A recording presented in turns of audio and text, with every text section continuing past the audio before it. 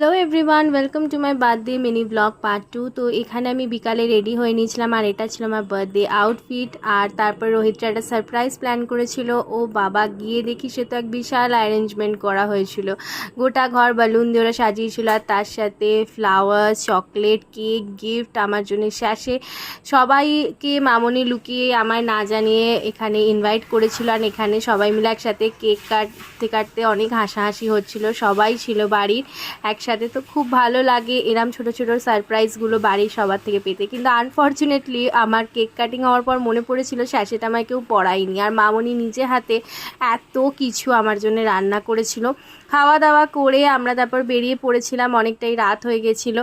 And then বাড়ি ফিরে এই দেখতে পাচ্ছ এত কিছু গিফট জড়ো হয়েছে। আর 12টার পর মানে 18 জুলাই দাদার বার্থডে ছিল, তো ওকে কেক কাটিং করালাম।